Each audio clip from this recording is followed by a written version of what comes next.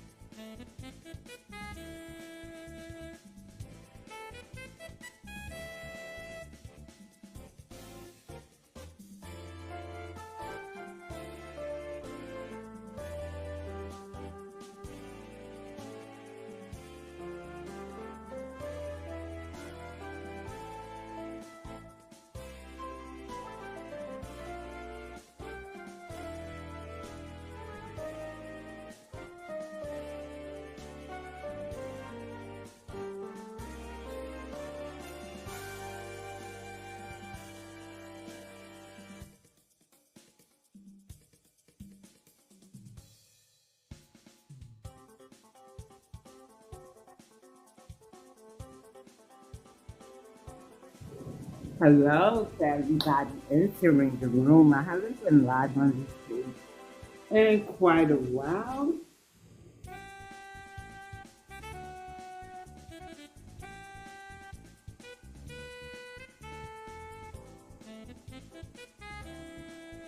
But please stick around. I'm having an interview. I'm putting my degrees to work. And I have revamped my platform into a place where I interview those of the lineage who are standing on lineage business.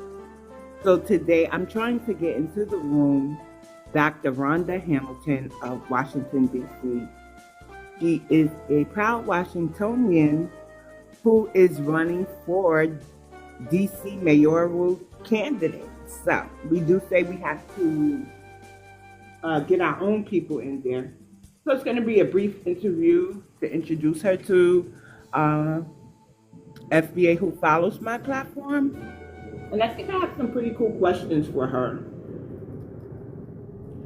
Hopefully you'll agree. It's a matter of her agreeing with me.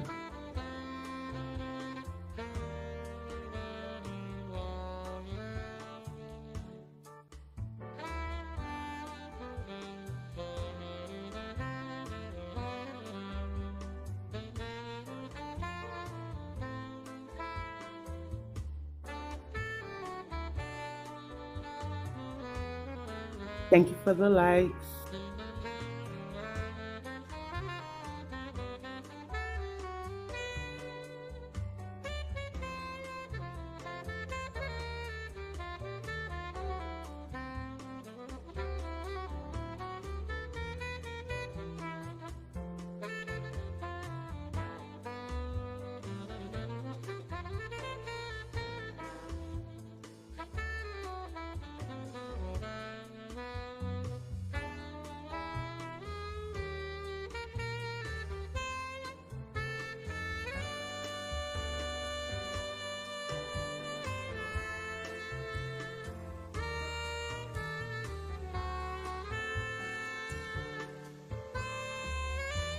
Hi, Dr. Hamilton. Let me turn this down. Greetings. Can you hear me? Yes, I can. I'm going to turn this down. Okay. I like to Will our have this faces playing. come up, or will it just be the image? It'll Just just want to be make the sure. image. It'll Okay, I just be just want the to make image. sure I'm doing what I'm supposed to do. I've never done a live on TikTok, so thank you for your patience. No problem. No problem. I'm very happy that you have made it here today. I think that is important because so I identify as a foundational Black American, meaning my ancestors can be found on a United States of America census. 1870 is the preferred year, right? And that means that we're not immigrants, but that our ancestors actually built this land and fought for every civil right and liberty that we have. One here. So that's how I identify. And we do want proper representation. We're tired of like the Kamala Harris's, and even Obama. They're not of the lineage, meaning they may be racially Black, but ethnically, they're different. So thank you for joining. If you could, would you identify as a foundational Black American? Does your lineage fit that criteria, Dr. Hamilton? I will be very honest. I have not completed a DNA, so I don't want to. I mean, not a DNA, but an actual, these 23andMe type processes that help us to understand and trace our lineage back. I am proud to have a next generation family member who is actually working on that process. So it will be really exciting. But of course, it would be my pleasure to identify knowing the full documented information. With the last Right. name like Hamilton, it will be very interesting to understand our journey. Right. So I don't even want to make this a genealogy topic. I'm gonna just say paper trails are important. Censuses, marriage records, baptismal records, and no state is requiring a DNA test at this time to prove who you are. Because it actually doesn't prove who you descend from. But the paper trail, the genealogy, it does. So good luck on that journey, and I hope that you are continuing that journey with your family member and T-Back. So I have my first question for you. We're gonna have a series of, I believe I have 6 questions for you. No, 7. And then I like to do a little cool vibe check, just to, show everybody that no matter where we are, that our culture is universal. Because people kind of try to make us tribal. Oh, well, you're from New York. You don't know how we do it in Washington. But we always have that one, I don't Yeah. think that Black Americans are tribal. Because if you touch us, I don't care if I'm in New York. Cali's coming up. Texas is coming up. We stomp the yard for each other. Yes. So we do.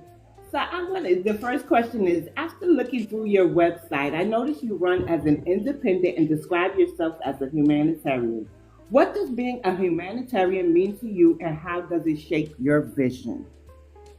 I love that question. And thank you for asking that. And again, thank you for having me. I'm a mental health advocate. I would imagine you stumbled on that at some point in my website and looking into my background as a daughter.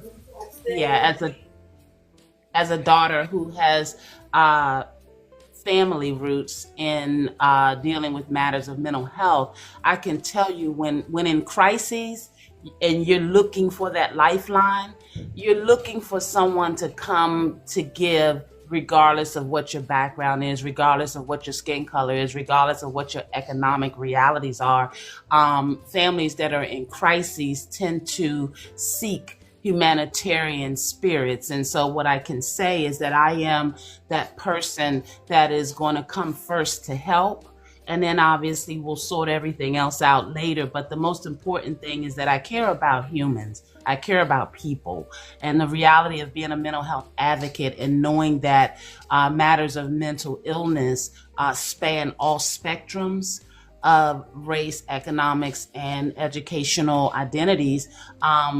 I'd like to believe that I am someone who will come running to help the human, help the person.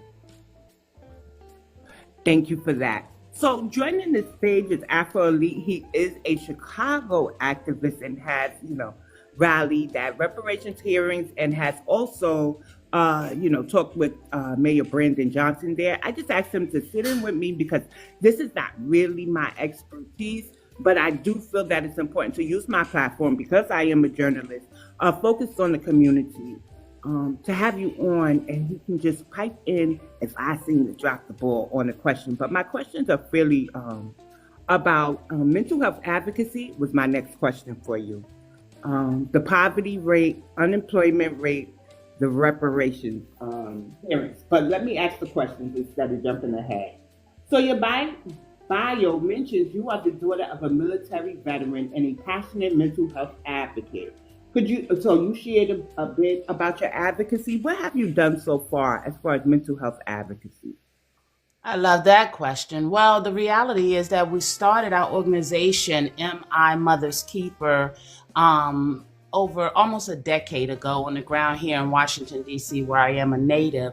And when statistically looking at the numbers, what we realize is that beyond the nationally recognized stigma and global really that mental health often gets, we look at the root causes of what we're really dealing with. And when you talk about DC's 81 times wealth gap, when you look at the fact that we're graduating our children, predominantly our Black children, with lower educational standards, as well as our unemployment rate for the Black individual in DC is 4 times that of the white. It was important for me to help folks identify with the challenges that they were dealing with from a mental health aspect.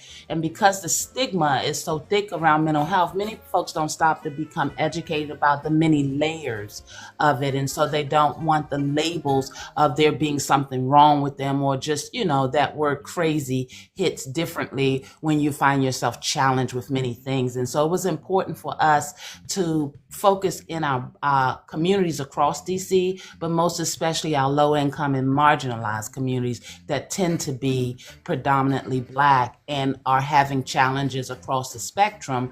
And we wanted to connect the reality of the awareness and the education with the understanding of capability. And so for the last almost decade, we've heavily been on the ground in DC with families that are dealing with everything from, challenges in their housing, whether they're living with uninhabitability, mold and rodent infestations and no hot water, heat, things of that nature, to families that are actually dealing with identified mental illness realities. We've been educating our city government about the strong connections for instability in housing and the reality of our failures in public safety and the reality of our corrupt governance. We've been trying to just hold people accountable that are elected, publicly elected, to why these numbers in these communities tend to still be so low, and the prevalence of the Black families always being at the low end of the receiving end for programs that are not properly allocated for. So that's kind of been my work for the better part of a decade here in the city. I love the fact that you talked about the stigma. So I was raised, my dad is going on 80 in January, right? Growing up, my elders, who would be his close friends, his siblings, and my stepmother. Ooh, Lord. So when some things in the Black community, if we're faced with them, is deemed to be that white tea stuff. Because we have to code our words on TikTok or we can be penalized. So when I say white tea, I'm pretty sure you get it, right? So when it comes to mental health, a lot of people in that age group deemed it as just the white tea thing. And they would say, snap out of it, stuff like that. So I love the fact that you address the stigma within the Black community, because stigmas can hurt us. Somebody can be in crisis and you just feel they're having a bad day when they actually need more help. In New York City, I had to deal with some things with the mental health system, and I gotta tell you, it needs to be revamped. So I didn't really do too much of a deep dive into Washington, but I think you pretty much touched on a little bit of it. But I have another question. Medication. There's a stigma around medication, but with good reason, right? So do you encourage Black Americans to consider traditional medications, or do you also support holistic and herbal approaches for those who may distrust the medical system because of historical injustices like the Tuskegee experiment also known, as that medical apartheid, that era that we're probably still going through, correct? Correct. And I love that question as well. One of the things that, for full disclosure, I'm actually running to be DC's next mayor. A lot of that has been influenced by my work on the ground. And you asked about the medication, and that is a sticking point for so many, regardless of what side of the spectrum you're on. It is a very real concern. One of the things that I intend to implement with my leadership is a wellness commission, because I happen to believe that we don't invest enough as a local government, or as a nation rather, as well, in the preventative measure. We seem to be reactionary, and I believe that in the preventative space, we have opportunities to introduce our communities to holistic educations and understandings. Because I happen to believe that as Black people, we have an ability to heal ourselves traditionally from the exposure to other elements outside of just these traditional pharmaceutical Western type adoptions. Am I against any of the traditional medicines that are currently in society? Not if it's helping, but oftentimes we see that medicines in our traditional sense seem to just be delaying the reality of what we're dealing with as opposed to healing properly. And so I think that when we get into that space of education, this is certainly an area that we can improve upon. And I personally would like to see us do more in the preventative space so that our citizens will have more opportunities to become educated about things outside of that Western understanding. I love to hear it. So I would like to say this. So as someone who was putting myself on a herbal medicine remedy, right? I find that it did work for my cholesterol, where they had me on medication for years and I couldn't beat my cholesterol. And it sort of it took away my anxiety because I do have Graves' disease. Graves' disease, for those who don't know, is the disease that Wendy Williams has, right? So, and sometimes it could cause mental health issues such as anxiety, but the herbal medicine really works for me. So you could do with that information what you will. But I just wanted to put this out here. We do have Black American herbalists who have like their own herbal farms and stuff. So if you ever implemented a practice or statewide or citywide initiative that uses herbal remedies, please look to get a contract or something with our herbalists too, because sometimes we get locked out of things that we need the most and that we should actually benefit from the most. So that's just me typing in as a good foundational Black American citizen who loves her community. Yeah, I totally agree with you, and I will take that to heart. In our communities, we deal with a lot of chronic diseases, and I just simply believe that knowledge being power, that we definitely have to explore more opportunities to introduce herbalists and other holistic understandings. I think Dr. Sebi knocked it out the park when he helped us to understand the correlation of herbalists and other remedies naturally. So yeah, I'm really excited to bring another level of education into governance as it relates to the health and well-being of our citizens. Thank you for that. So I know that holding public offices representing every community. With foundational Black Americans facing the threat of ethnocide, how would you support Washingtonian FBAs in their fight while helping them find peace and preserve their cultural identity? So you have to represent the whole. Ooh, there's a question. Well, I would say to you this. One of the things that I have looked at, numbers tend to tell the story. I have a background in working in finance and other sales arenas. And so numbers generally tell the story. And in DC right now, we have an average age of 34. And in the nation, the average age is 38. So I bring that up to say we have a grave generational divide. And so I welcome the spirit, the knowledge, and the motivation of our younger generations that are tending to come forward and introduce the understanding of being, proud heritage, proud lineage, educated. And what I'd like to be able to do is to be able to help balance out the scale. As you heard me mention before, we have an 81 times wealth gap that is very concerning, because obviously we want our folks to have strong foundations in order that they can go forward and embrace their path more stronger in their economics, educational, and in their living, day-to-day living. So what I am most proud to do is to be able to create access. I think a lot of what we have seen is that there are barriers that are in place to allow us to truthfully come forward and what we say, lead our folks into greener pastures.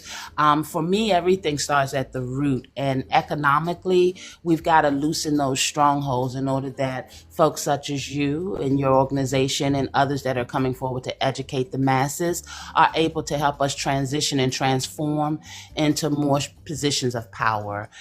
And so I'm happy to be able to be someone to open up those inroads, to invest in, to finance properly those types of platforms in order that our younger people and younger generations can better position themselves. Thank you for that. I got to tell you, the younger generation is on point. Oh, Yes, they because are. yes.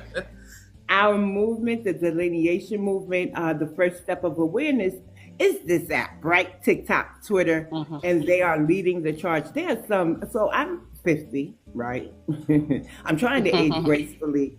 But I find that the 30-year-olds, whether they identify Solon or FBA, 30-year-olds and 20-year-olds, I'm calling them with me to another room for a debate, because sometimes we go at it with these people and they are Yes. so knowledgeable. So please make sure that you tap in to the youth. Afro, would you like to chime in from here, or should I keep going?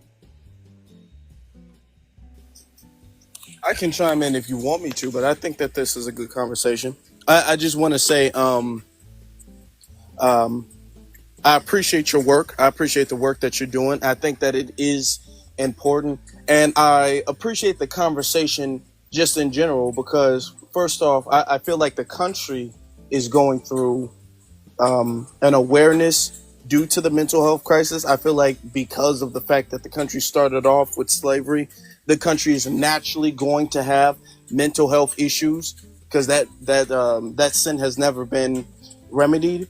But if the country has that, we as the descendants of slaves are definitely going to have that. And a lot of people may not be aware of this, but trauma can actually genetically even be passed down. And you might genetically be dealing with certain things from your ancestors that they weren't able to fix. So definitely bringing awareness to the situation is very important. I'm enjoying the conversation so far. It's very informative. Well, greetings and thank you. And you raise a very valid point. I think it was Harvard that did a study that taught us that trauma can happen as early as in the womb. And as you mentioned, being a country and a people that has,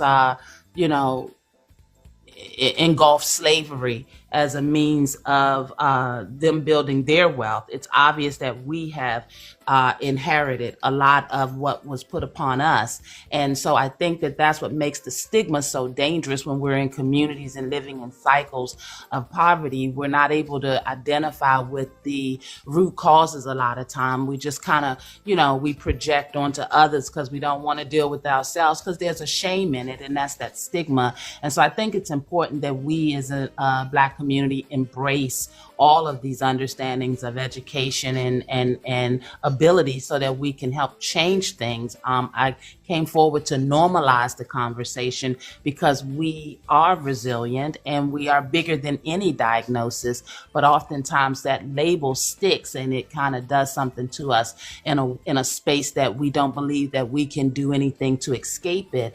And I think that the way forward is to be able to have honest and authentic conversations conversations in these spaces. And so my mom was schizophrenic.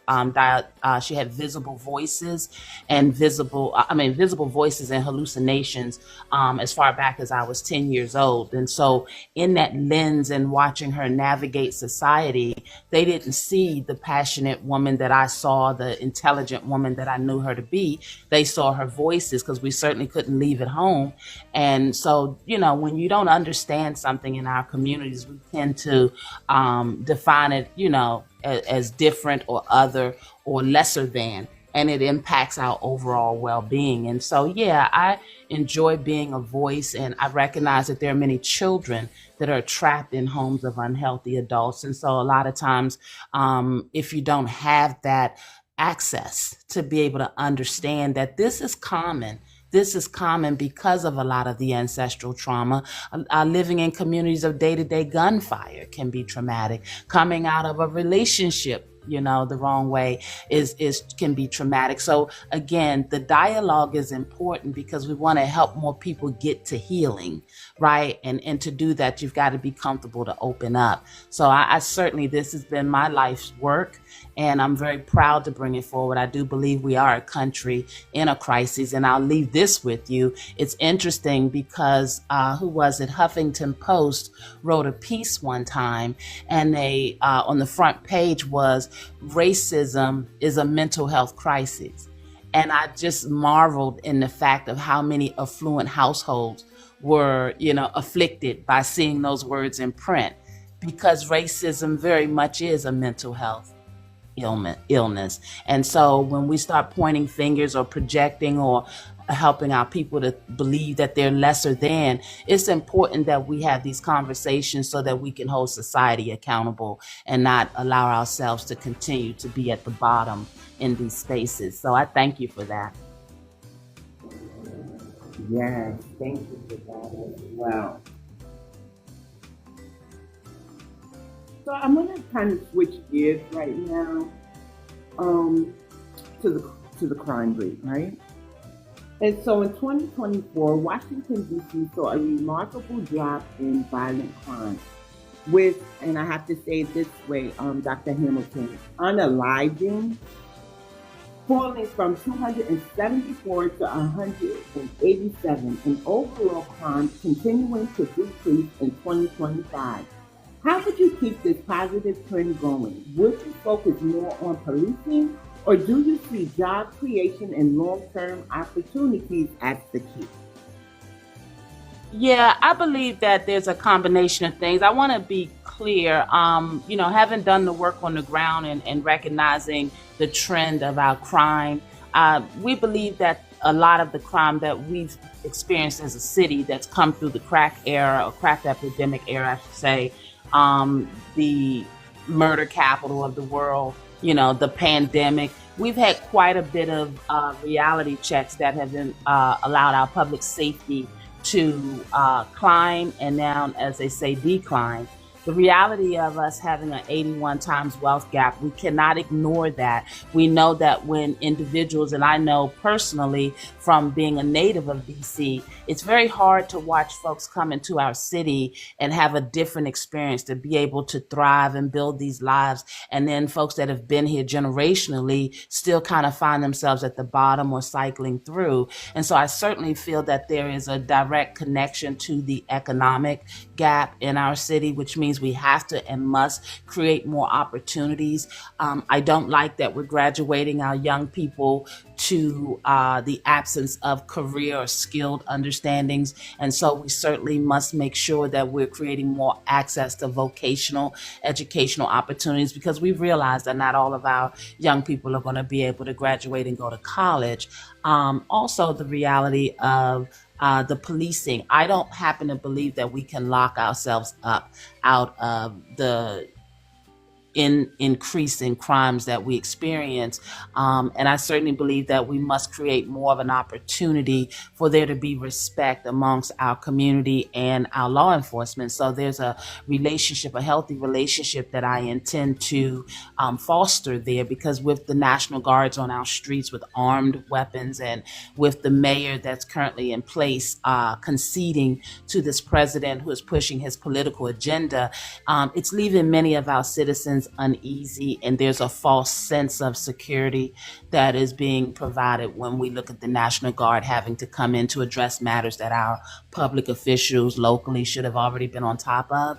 So I happen to believe there's a combination of things, but I certainly don't believe that increasing our police force means that we're going to be locking more of them up. I don't believe that locking our citizens up is a full answer, primarily because many of our incarcerated citizens don't get the mental health and other medical and social economic rehabilitations that are needed. And so I happen to believe that strengthening our local governance and creating more access and being intentional in these spaces are going to be what helps us to keep the decline going. We have to bring more of our disenfranchised individuals into society and help them to believe that they too have a space at the table. Beautiful. So I kind of want to go back to the trauma from slavery. I want to bring the name Dr. Joy DeGruy to the forefront.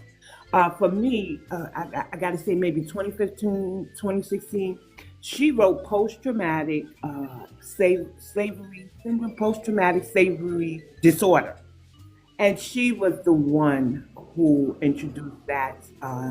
The trauma from slavery was passed down. So I just want to put her name out there.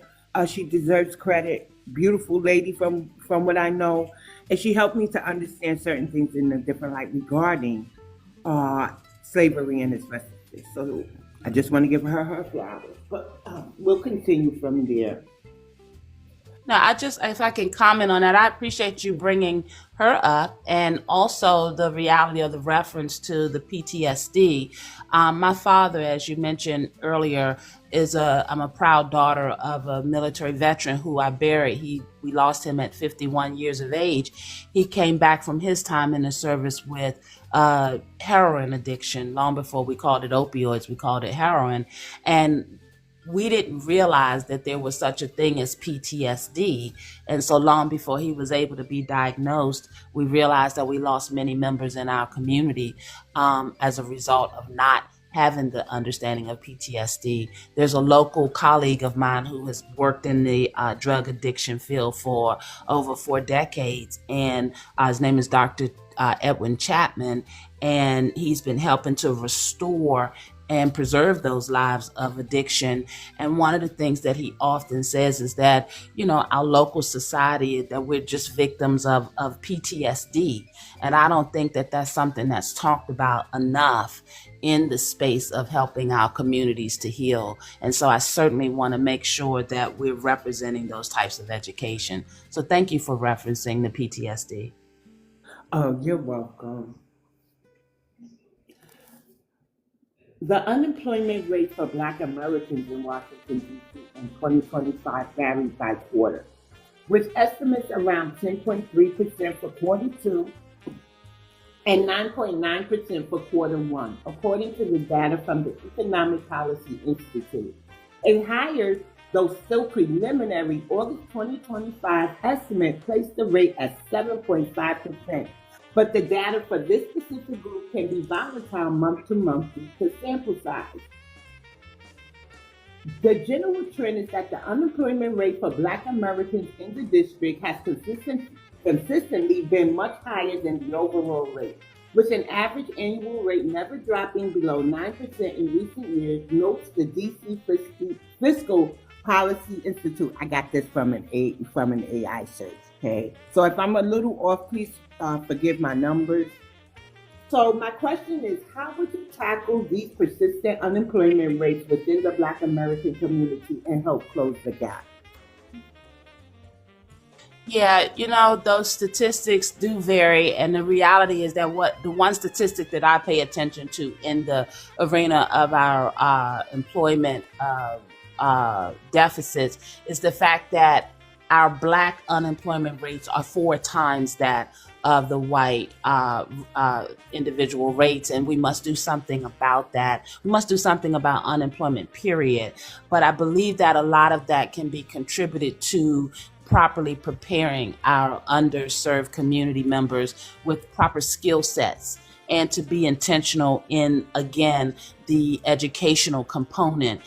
Working on the ground as a mental health advocate, I have been afforded the luxury of being able to have citizens open up their household. We've been able to transform communities, and there was no magic work in that. It was just really rebuilding the bonds of trust and helping folks to open up and reach out for help. I think that the hands-on approach is how we'll get out of this unemployment deficit as well. We must meet families and individuals where they are, recognizing the failures of our previous governance and strengthening the resources so that we're intentional about getting all of our capable individuals and citizens able to work. And there are industries that we must employ to make sure that we are given specific focus to that. For example, our green energy industry, I believe, is a wonderful opportunity for us to educate today's youth about the world that they're going to live in. And we don't necessarily have to restrict that to folks that are in college. We have many opportunities. We've been talking about cleaning out our river and giving bottle deposits. Well, I'd like to see us go step beyond bottle deposits and teach them how that bottle or that aluminum or that plastic coming out of the Anacostia River turns into a product on shelves, for commerce in tomorrow's world. And I believe that those gaps in education can help to change our economic spectrums and to keep our folks employed. We tend to focus on labor intensive job settings for our unemployed Black individuals. And I happen to want to see that we expound upon that. Many of them are very technology inclined. And I want to see that be something that we are intentional about helping them to have access to those types of careers. Also, DC is not a very union friendly state.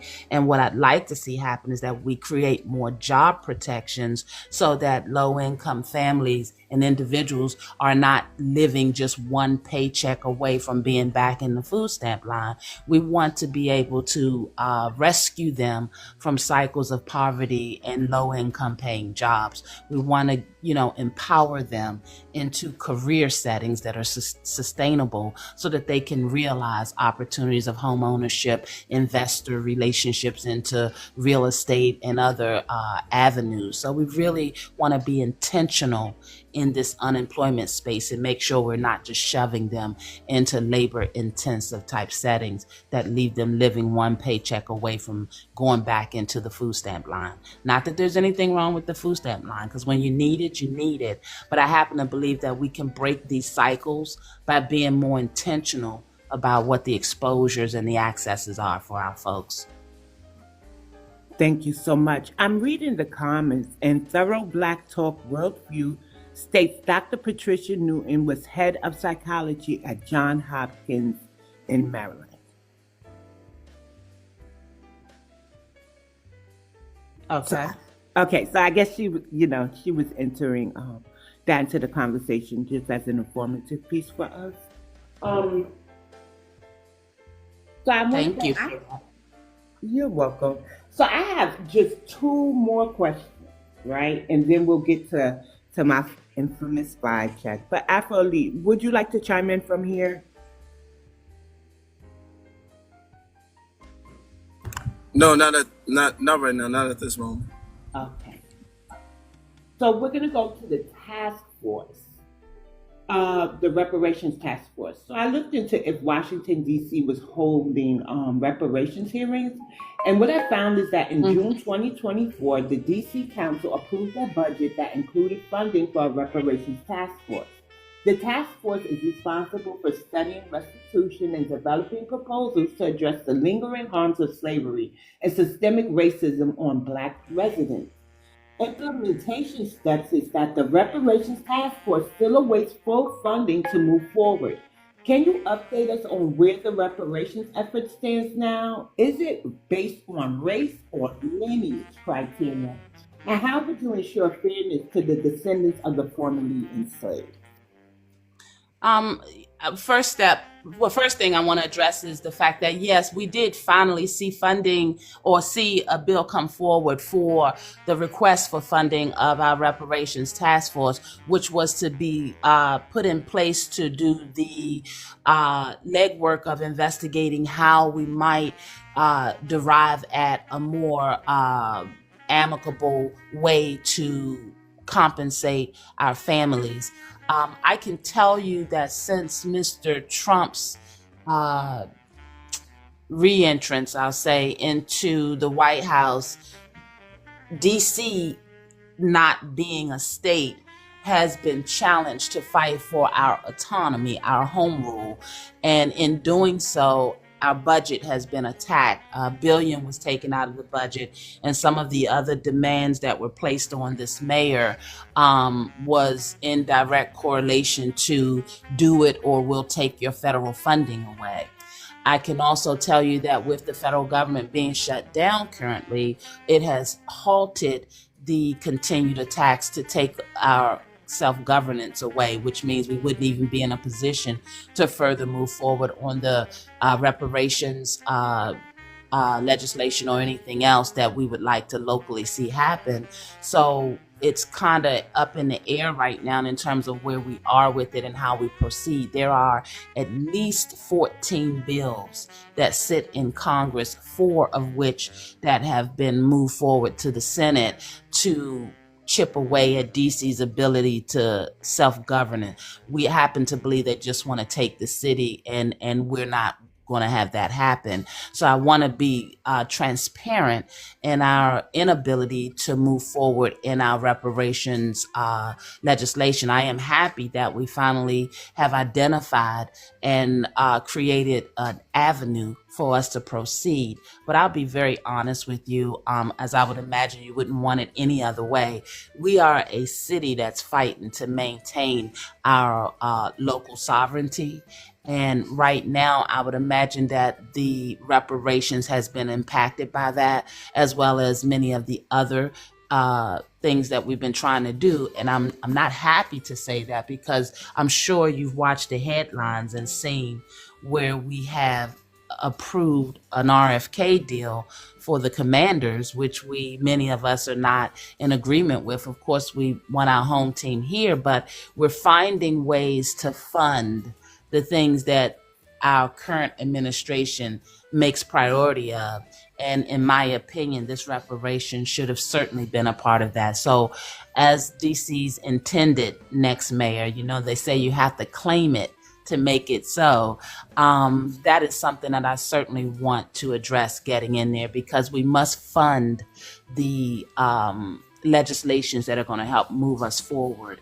And I certainly believe that the reparations is one of them. Now, whether or not it will be based on lineage or race is something that I'll honestly have to understand, once getting to meet with the task force and understanding where they are with it. But the most important thing is to get it funded. I'd be willing to come on as a consultant.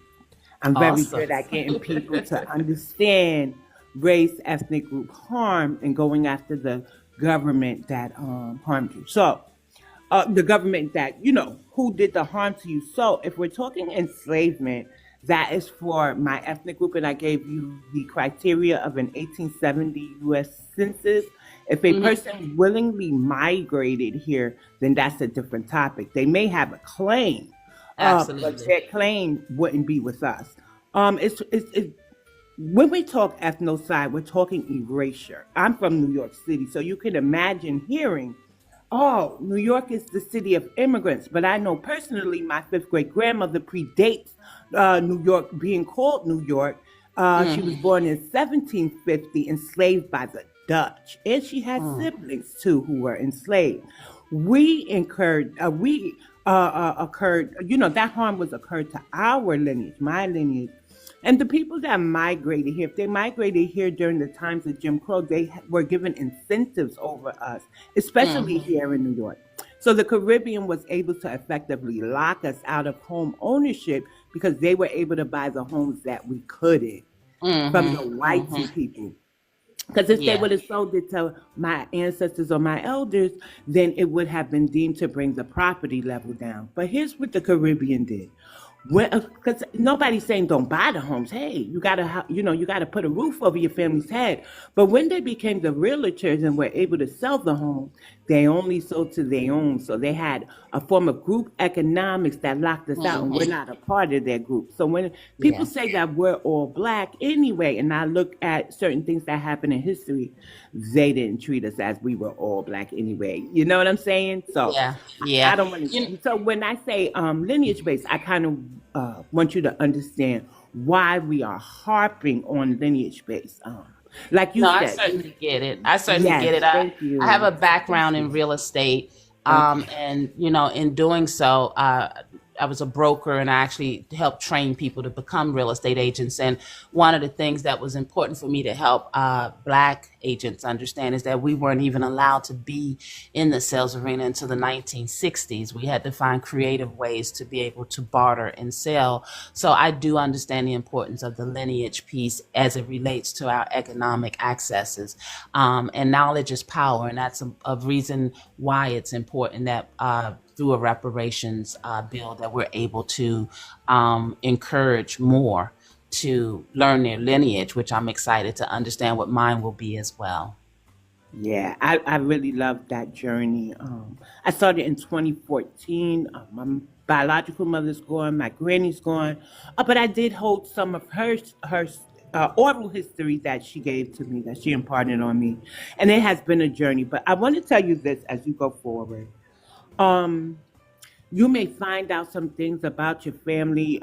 I had to tell people, as a genealogist, I had to tell a friend of mine that their ancestor was a victim of racial violence, meaning their ancestor was a peacemaker, but was unalived in trying to solve a dispute between a white T sheriff and a fellow black resident so of the town. So Hmm.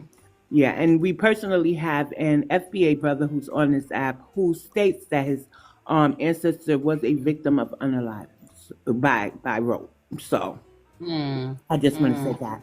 Yeah. But other than that, so you have to brace yourself, but embrace yourself, knowing that your ancestor paved the road in this land, and this what happened on this land shapes the global um dynamic, right? Because Absolutely. we Absolutely. gotta admit that foundational Black American culture is emulated throughout the world, and our social Hmm. justice activism. We don't even have to go to music, but music was a part of our social justice advocacy, right? Marvin Gaye, what's going on?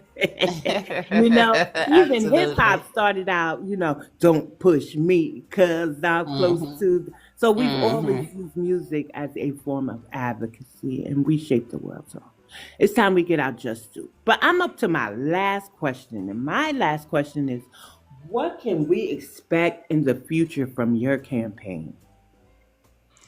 Well, from my campaign, what we've started to do is to bring folks back to the table. As you heard me say earlier, the numbers tell the story. And what we've been watching is that our folks have not been engaged locally in our politics. And then they are not obviously knowledgeable of how that impacts their livelihood, their households. And so, what we've been trying to do, DC being the nation's seat of governance, the national conversation tends to overshadow our local issues. And to give you an example, we have upwards of about 500,000 citizens that are registered to vote and only 200,000 showing up. And so when I look at those numbers, that tells me that for whatever reason, we have a larger part of the voting population that just tend to not show up. And generally, that's either because of loss of hope. They just don't feel that our local politics are addressing the issues that they want addressed. We tend to get emotional. And so what I've been doing is my campaign is working on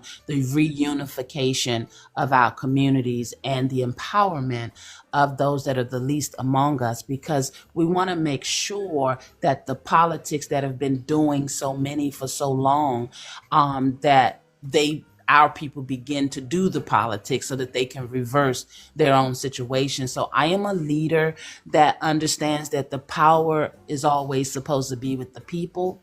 And I believe that our local politics have become something that is not truly representative of our citizenry. And so our campaign just simply is sounding the alarm to say, come back to the table. As we say, the revolution is here. There needs to be a period of renaissance in Washington, D.C., in my opinion. For so long, we were known as Chocolate City. And for whatever reason, there's a belief that because we are no longer identified as such, that doesn't mean that we don't still have a very healthy Chocolate City population that is capable of integrating with the diversities that we have across our 8 wards. And so my campaign is seeking to reunify the issues of the people and to help us to understand how we coexist and how we move forward, erasing these 81 times wealth gaps, erasing the predominance of the chronic diseases that tend to happen in our low income and Black communities, erasing and eliminating the lower end of standards for educational excellence. And so we're really coming to clean up the mess, I like to say, that this last administration has allowed to permeate and that has kept so many people out of the voting booths and that has diminished their voices. So we're coming to clean up. I'd like to say my campaign slogan is help is here. My help, the H is housing, accessible solutions, healthcare advancements. The E in help is economic stability and educational standards of excellence. The L is increased labor protections and expanded jobs. And then the P is public safety reform, so that we don't allow Mr. Trump and these Republican agendas to put a Band-Aid on what we feel is the real problem that would give them the approval or authorization to start mass incarcerating our low-income, marginalized, and uneducated community members. So we're coming back to take our narrative back and clean up the mess that this colonized administration, in my opinion, has allowed to come into play. I would like to offer a suggestion for getting people to vote, right? Sometimes it's a matter of being sick and shut in. I know you know what that is. Sometimes it's a matter of the long lines, especially if you're in a largely populated, diverse city. Encourage early mail-in voting. Since I've been sending my since I realized that I was eligible to mail in my vote and mail it in early, that's what I do. I don't have to get frustrated. I don't have no patience for these people in my area, right? Uh, so that's just one way. That's just me giving you a suggestion. And as a foundational Black American, I am hearing some things that I feel requires you to tap in with grassroots. I do offer my services. I'm sure Afro does. And Keisha, who was the head of the psychology department, very good, very beautiful. She's actually a part of the United States Freedmen's Project, and they stomped the yard in New York behind foundational Black American. There's a way to protect the integrity of any reparations hearings for foundational Black Americans, maintain our autonomy, and you can effectively still advocate for all. But it's important that our community be repaired, and I believe you have to tap into grassroots in order to get that accomplished. So, so my platform, my insight, whoever I can connect you with. If I don't have the answers, that's grassroots. I'm sure they'd be willing to help you, which leads me to this. I have another foundational Black American brother. He likes to do interviews and stuff, meet the candidates, because we're all about for us, by us. And would you mind if I pass on your name to just a few of us who would love to interview you so that you can be, your campaign could go towards the people you never know who you may be able to tap into? Oh, absolutely. Please do. I believe that it was your group that we sat on the call for 3 hours with. And so Yes. I am going to continue to make myself accessible. As I mentioned to you, I welcome the energy and the education and the motivation because the grassroots is all I know. You know, I'm a very educated young lady, but I went on the ground and back to where I came from when I saw the need. And so I'm certainly agreeing with you in terms of the grassroots. I have extended an invitation. I know that my campaign manager, Mr. James Hutchins, has also extended an invitation for the assistance on the ground, especially with all of the wonderful information that you guys bring. So we certainly, the door is still open and that invitation is open. In addition to that, I would love to speak to any of the professionals in your group that would like to help us get this message out.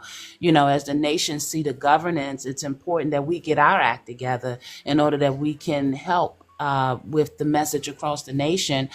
We ought to be an example of such. And so I take grave responsibility in helping to restore that. And then finally, with regards to the mail-in ballots, I agree with you. I love the idea that convenience would create more participation. But I believe that there's been a serious level or erosion of trust here locally, and we've got to work on restoring that so they would even consider putting those ballots in the mail. So I agree with you. The grassroots is important, which is why I've been out knocking doors since October of last year. But it's going to take a lot more than that because obviously we want to be consistent and we want to leave that footprint. And so we just recently opened up hubs in the community where they can come out and meet me, come out and get help. Maybe it's a bag of groceries. Maybe you just need a hug. Maybe, you know, you are in a program that's not working for you, that's causing you to feel that your vote won't matter. So we're trying to get into those preventative spaces so that we don't leave people festering in processes that would not allow them to want to vote. And so we're doing everything we can to contact them on the grassroots level. And I thank you for that. And no problem. So after that was the last of my series of questions. I do want to give a little vibe check. Would you like to chime in, provide your insight on anything you've heard or anything you just feel that she needs to know as an independent? Well, yeah. Human. Excuse me if there's some background noise. I'm at the store right now. I'm trying to walk where it's a little bit more quiet. But I agree with your point. First off, I want to say if you do have anybody in mind that you like to bring on, that you like to do an interview with, or that we can have a conversation with, so we can build that rapport with the community, because I've done that before and it's gone pretty well. So if you do want to do that, then you can feel free to reach out and we can set that up and we can arrange that, because that is important and the people do need that help.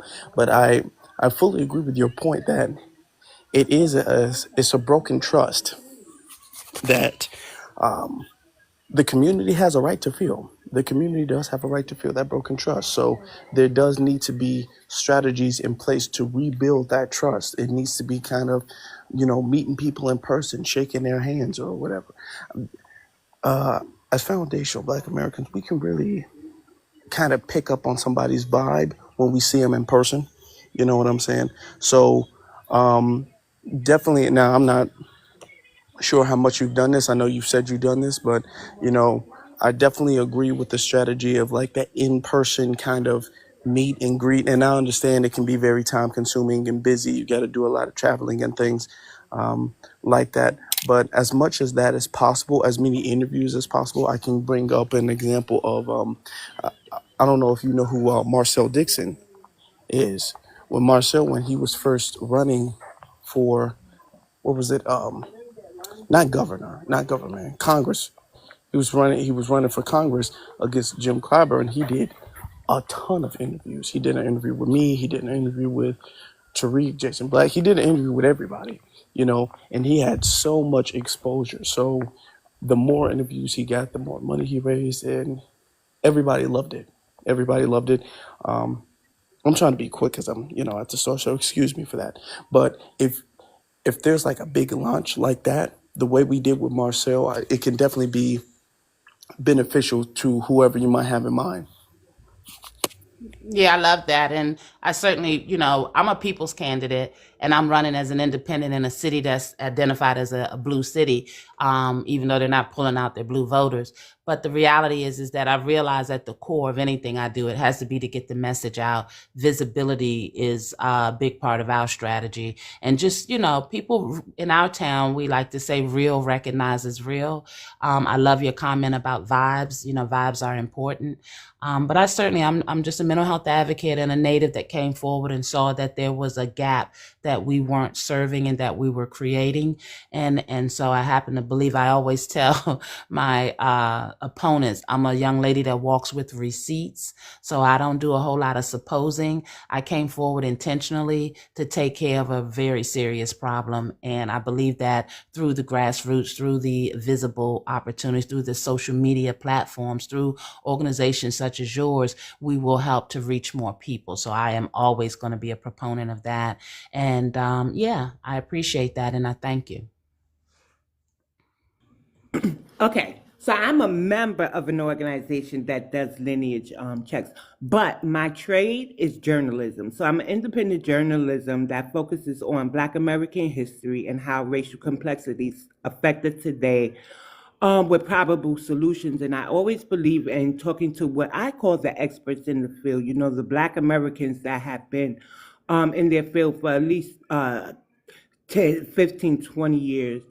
So this is my independent platform that I'm presenting to you. I am working on getting an ethnic oversight type of committee or organization going, simply to protect the integrity of how foundational Black Americans are spoken about in certain lights and how we could connect with people like you who want to represent us in government, just to make sure that the unfairness, the erasure, the ethnocide that we're combating can be tackled on all fronts. So we are, people who haven't really paid attention to politics, their eyes are open now. They're really open. And what we're looking for is those who are going to learn how to be fair to us, because we see a lot of unfairness going on. And I'm going to kind of leave it at that. I believe that's all Afro had to say. So if you don't mind, I do have a little vibe check for you. It's all in good fun, all in good jest, right? Nothing too difficult if you don't mind. So I gotta test your musical taste. Uh-oh, here we go. Come on. Luther or Freddie Jackson? Luther. Okay. For the love of money, or you could ring my bell. Ring my bell. All right, let's go to your culinary taste buds. Let's see what that's like. Smothered turkey wings, smothered chicken legs, or smothered pork chops. Which one do you prefer? The smothered turkey. Okay. Do you eat pork? Not everybody eats pork. I wish I could claim that, but I can't get rid of the bacon. Uh, We have our vices, right? yeah, we sure do. So now let's go to the crust of these things. What of these meals? Ready? White rice with beans, red beans and rice, or yellow rice, no beans. Yellow rice. Okay, I like yellow rice too. Homemade or boxed? Yellow rice. Homemade. Great. What is the difference between sweet potatoes or candied yams? Oh boy, I'm Big Mama raised, so I could tell you many days sweet potatoes. And sweet potatoes just felt more, natural, I would say. My grandmother wasn't big on a lot of sweets in her cooking or sugar in her cooking, but I'm not opposed to it, of course, but I'm a sweet potato raised girl. Okay. So now, let me ask you, because I put this, do you understand what the RBG flag is? You know what? Educate me. It's familiar to me, but talk to me in that space a little more. So it's a Pan-African flag. I believe it was Yeah. made by Marcus Garvey and the Yeah. UNIA. And Okay. so Yeah. red stands for blood, the blood of our people. Black stands for our actual people. Green is the land to which we will return once again, which means the Mm-hmm. continent of Africa. And we use that for everybody. But now, our American Indians are speaking up. and our Yes. people who identify as foundational Black Americans are. So that's what that flag is. So what I'm going to ask you is replace the RBG flag with the Black American Heritage flag in all places throughout Washington, D.C., or keep them both? I think keep them both. As a mental health advocate, I'm not an opponent of closing the door. I think there's no reason why they can't coexist. Okay. All right. And I can't, I won't rebuttal you. But I'm sure however, you if it was could. me living in New York, I'm replacing that RBG flag. And I got Yeah. those colors tattooed on my back.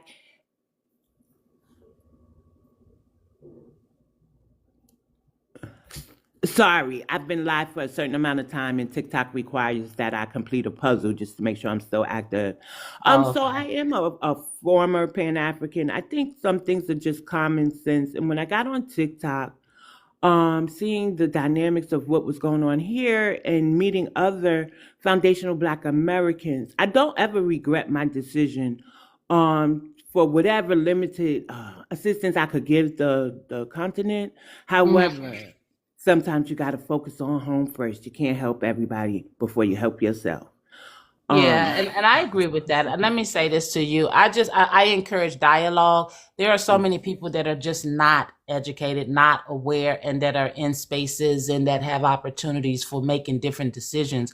I just think that dialogue encourages the education in order that people can make decisions. So that's kind of the space I'm coming from. I know that in my city, there's a lot of folks that are just not educated and not at the table. And I'd rather run the risk of bringing more to the table than just closing the door and not having enough. I encourage dialogue across the spectrum.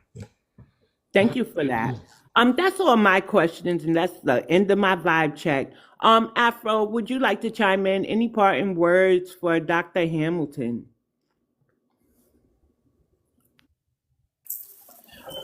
Yeah, this was a good interview. I think that the subject is pretty important. Excuse me if you hear any background noise, but the subject is very important. This was a pretty good interview. I want to thank UBX for this opportunity to be here.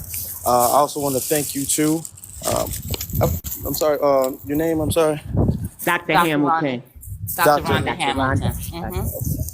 I I knew it started. I was about to mess it up. I knew it started with an H. I was about That's to mess it up. I okay. got to work on my names. But I think that this is really good, and this is an important time to talk about this. I'm just really good that that the community is open minded enough to have this conversation, because you are very correct about the history of this being a stigma. I think this is a stigma a lot in the country in general, and especially in the Black community. You know, we've been stigmatized, which means that certain conditions get either undiagnosed or ignored. So the fact that we're bringing awareness to this is very important. So I want to thank you for that. Thank you. Um, Dr. Hamilton, can you please tell everybody who's in the room? There's probably some in the hallway. In the hallway means they don't want to come in the room, but they want to like peek and see what's going on. And my potential viewers on YouTube, can you tell everybody how to contact you? Yes, I always love that question, of course. My website is www.rhondahamilton, the number 4dc.com. And then my phone number is 202-486-6037. And my email, the one that I direct everybody to, because we get quite a bit, is the Rhonda, RHONDA, the number 4, DC Mayor at gmail.com. Beautiful. Expect me to either be in touch because I passed on your name and they would like to interview you as well. I'd like to thank you for your time and your openness to sit and talk with me and discuss some of these issues. And I'm very glad that you touched on mental health advocacy and the work that you have done and what you're willing to do as far as holistic measures. And also, thank you for considering my mail-in ballot proposition there, suggestion, and I hope that you really get that straightened out so that more of us can vote. Thank Oh you, no, Dr. thank you, Hamilton. and thank everyone at your platform, those in the room and in the hallway. It takes all of us to bring about the needed changes that are needed. And I happen to believe, you know, once you live long enough, it has to be more than just about the money or the prestige. I know that one day I won't be here, so I call this legacy work. I am responsible for passing it down. And so I am honored to meet you and members of your platform because I'm so excited for our generation of tomorrow. You know, I'm really excited. And so I just want to be a small part of helping to keep that going because we got some making up to do, right? We got some gaps to close. Exactly. Yes, keep in touch with grassroots. Don't forget, I could come on as a consultant for anything or just some advice. Hey, BX, how do you think this should really go? How do we maintain the integrity of autonomy for foundational Black Americans? So I want to kind of direct because I know you are new to these platforms. So there should be like an X by your name, maybe a little people icon with an X. And if you click that, that'll help you disconnect from the platform. I don't want to end the platform and then you fall into somebody else's live looking kind of crazy, right? I Thank you kind of for want to help that. you get out of here. No problem. But I All truly righty. appreciate you, Dr. Hamilton. Thank Oh you. no, the pleasure's all mine, and I You know what? appreciate I the could drop you opportunity. myself. But go ahead. Say that again. No, the pleasure's all mine, and I thoroughly appreciate the opportunity. You enjoy the rest of your Sunday, and yes, let's keep in touch. Yes. Thank you. You All righty, too. and everybody that you know in DC, let them know. Check out Dr. Hamilton. I'm the way, I'm the light now, so let's go. Yes, Zizi would be perfect. Correct, Afro? Zizi's in Yep, Washington. yep, that's Yep. correct. Yeah, she's in Maryland, so Oh, yeah, she's Maryland. All somebody you right. can reach out to because she Well, she please help travels. us. So yeah, Yeah, please help us to get in touch. I'm open. Thank you. I will. Thank you I'm both. All righty. most welcome. I'm gonna go ahead Bye and bye. drop you, Dr. Hamilton. Okay. Bye bye. Bye bye. Afro. Okay. So did you like that interview, correct? yeah, I did. I think it was a good interview, Thank much needed and under discussed subject. So that is very important that you did that. Thank you. you. You're welcome. Are you going live tonight, Afro Elite? I don't really know. I don't think so, to be honest. I'm still trying to get stuff ready. I still get some videos and stuff like that I got to edit tonight, so Oh, I'm a little kind of behind on some editing that I got to do. So I might just take today to just focus on that. I might, if you send me a live, I might be able to pop in, but I don't know if I'll be hosting one. okay. I'll try to. Maybe I'll send you Leo's live. He hosts very good live. I see you, Keisha. Thank you, Keisha. I see you, Scorpio. Um, he hosts very good lives. He really does. Even when it starts to go left, he gets it right back in control. So if he goes live tonight, I'll send it to you. And if you pop in, you're more than welcome. Okay, thank you. Okay. So I will catch you. I do have to inbox you, but I promise I won't write a dissertation this time. No, it's fine. It's fine. If because it's been like 2 days, I'll definitely be going live tomorrow, though. I'll tell you that for sure. Okay. Make sure I get one in tomorrow. No problem. You just tell me the time. I got to tell you, I do be taking old lady naps, and I'm realizing until my sleeping pattern switch, that's from 2 to like maybe 5. Yeah. So. Oh, but tomorrow I have I got to pop in for an orientation at, I believe the time, 7:30 p.m. Eastern Standard Time. And then I'll be free after that. It shouldn't be no more than an hour, so I'll be available in the evening by 8:39. Before then, geez, I would say three to 6:30. I'll be available because I would have taken my old lady nap.